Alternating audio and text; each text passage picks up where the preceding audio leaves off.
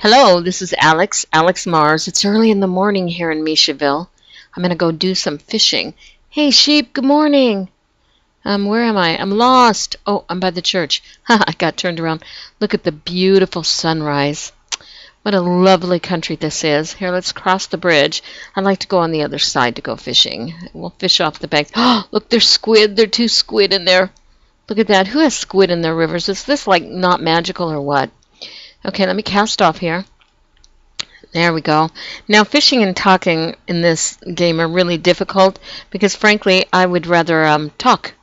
And you have to grab the fish really quickly or it sort of gets away. But I wanted to talk to you this morning. There, did you see that? I caught a fish. Am I good or what? I wanted to talk about another great show on Sunday night called Falling Skies. And it's on TNT Network. It's been on for a couple, 3 years, and I love a great sci-fi story, and this one is really well done anyway. I mean, the writing on this show is like phenomenal. But anyway, Falling Skies deals with an alien apocalypse, and aliens have landed and taken over the whole world. And but we're really dealing with the U.S., and in New England, there's a few people left over that decide they're going to fight them. And they form a resistance. The resistance is called Second Mass. And they start to move their group southward, trying to pick up other people. And oh, another fish. Did you see it? Okay, I'm going to sit here. My gosh. Do you see all the spawning squid here? We have to walk along here for a second. I love, Minecraft. There we are. There's like 2 or 3, 4, 5, 6, 7, 8. Wow. They must be swimming upstream from the swamps. But anyway... Uh-oh, that guy keeps hitting himself. He's going to die from that. Look at him. Oh, he dropped. I got to go get these. Got to go get him. Here we go. We're going underwater. We got to go get the, there we go, the ink. There we go. I picked it up. Yay, good for me. Anyway, one of the resistors' name is Tom Mason. Now, Tom Mason is a classic hero. He's loyal, trustworthy, hardworking, and Tom Mason's wife was killed by the aliens. And he has, get this, 3 sons. Wait for it. Da-da-da-da, da-da-da-da, da-da-da-da. Okay, most of you probably don't know what that's from. It's from the other My 3 Sons. Google it. Anyway, so one of Tom's son, by the way, his middle son, Ben, his middle son is taken over by the aliens, and they capture a lot of the youth, and they put these parasites on their back and turn them into mindless drones. So they turn them into slaves, basically. And Tom finally gets his son back, by the way, and they get the parasite off the back. But like Keanu Reeves in The Matrix, now he has these great spikes. I guess Keanu's weren't spikes, but he has these great spikes down his back from where the parasite was, and it acts as a honing device for the aliens, so they always know where he's at. But he's also gotten some superhuman powers from it, like he's strong.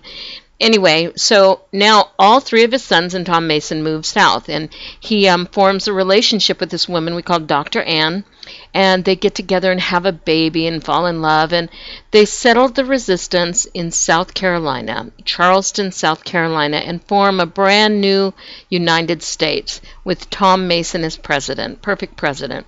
Unbeknownst to them, there is sort of remnants of the old United States and another president, but I'll deal with that in a minute. Anyway, so here they are. Anne and Tom have a baby. Now, there's something wrong with this baby. This baby can talk from almost minute 1.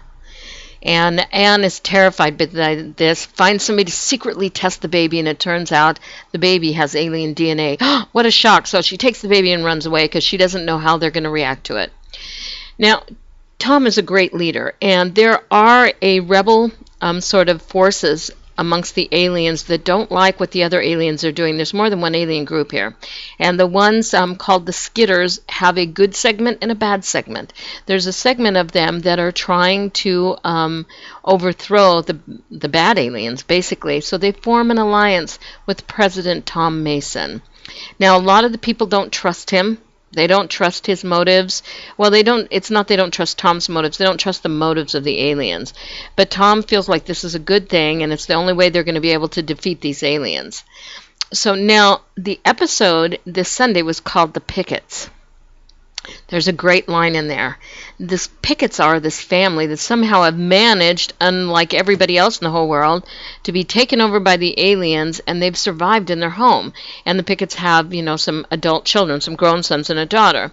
And they capture Tom and his sons while they're going to go look for Anne.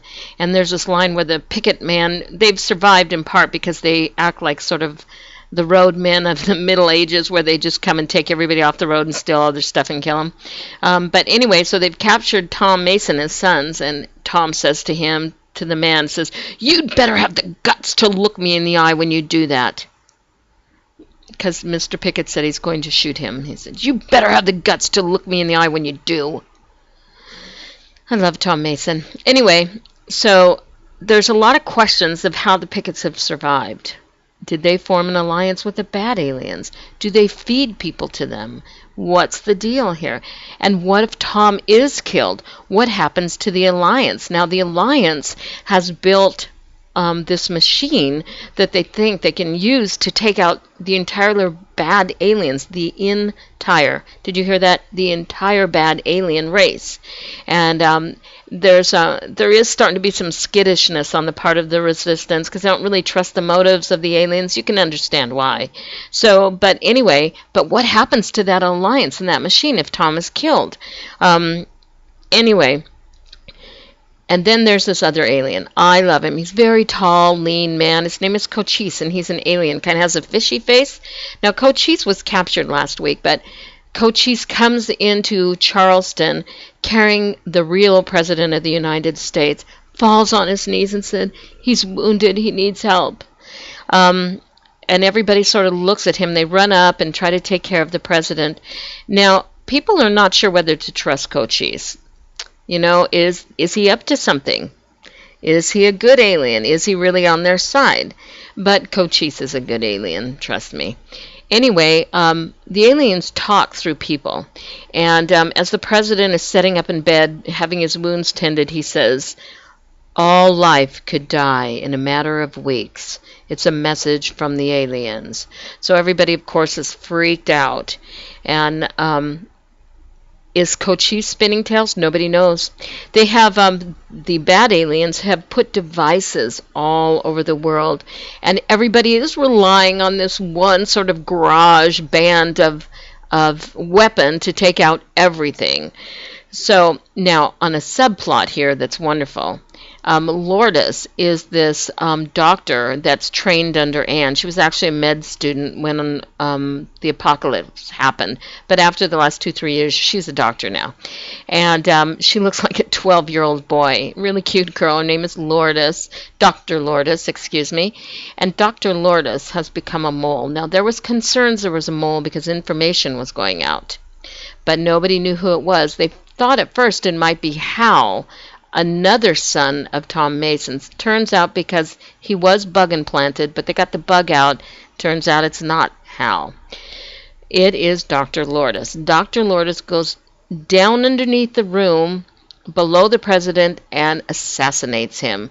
So the President, the real President of the United States, not Tom Mason, has been taken out and killed.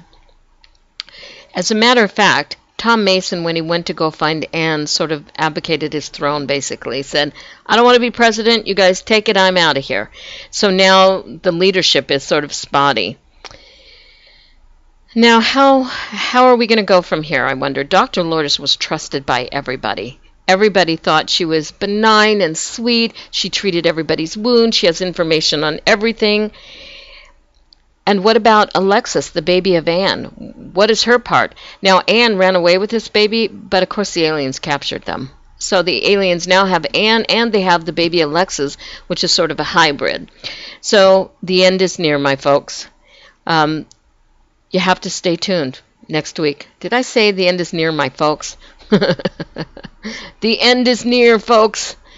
That's what I was really trying to say in my stupidity. So I'm going to throw out another line here and try to catch some fish. But that's what happened last week. So you got to stay tuned to see what happens next. Oh, I caught a fish! Did you see that on that bright note? I better get up and see what the heck is happening at Michaville. So with that, I'm going to leave you tonight. Have a pleasant week, and we'll talk to you soon.